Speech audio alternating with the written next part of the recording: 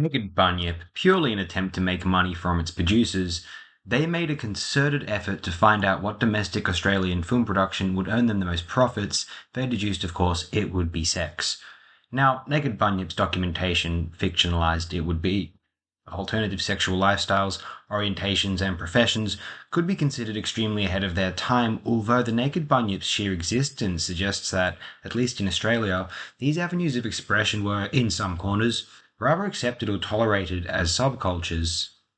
It certainly makes one question the degree to which the world prior to the 21st century was totally Puritan and saintly.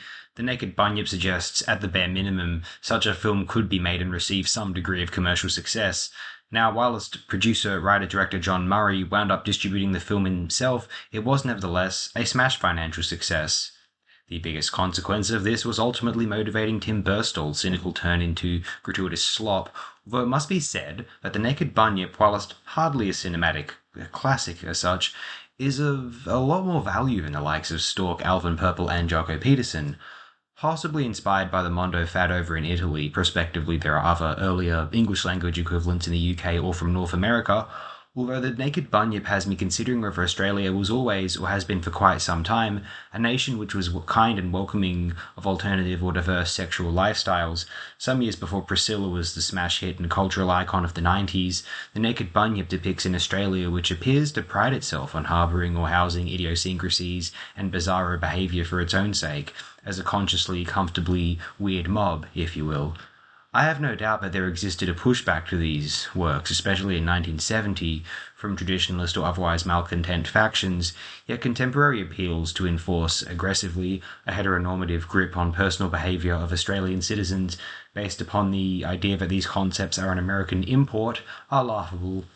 Australia was probably ahead of the curve on a lot of this stuff, and if the generations who came of age in the 70s, 80s, 90s, and 2000s, and 2010s turned out mostly well-adjusted and participating members of traditionally inclined job marketplace society, then there's no reason to assume that the current world of acceptance toward alternative or otherwise diverse sexual behaviours will cause anything else.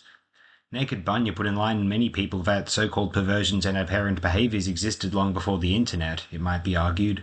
To be quite honest, the disdain toward alternative sexual lifestyles where it exists among my generation is inspired by certain tabloid insistences that these subcultures are now promoted in schools, which as someone who works adjacent to public education, I've seen no evidence of. Just haven't. As a heteronormative cis chap myself, I can only be so much of a sympathetic ally, or so I have been told before, although I'll stand up for anyone being bullied at any time, you have my assurance.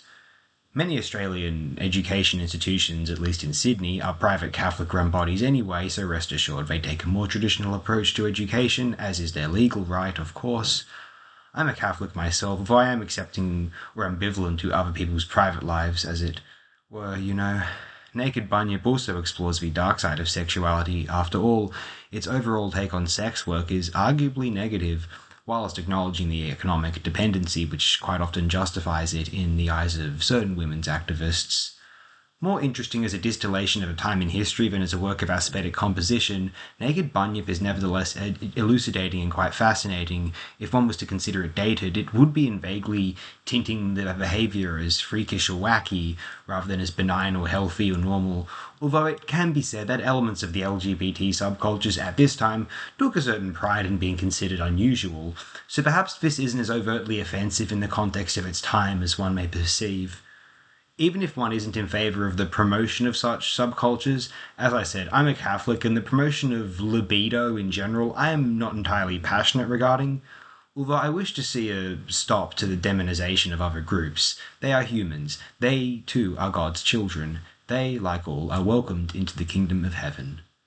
In some respects, a humanising illustration, potentially also fetishizing it as a spectacle, The Naked Bunyip is worth considering, and is plausibly an inevitable exploration of one's own opinion on such matters in culture, especially where a proposed 20th century Arcadia post-war is concerned.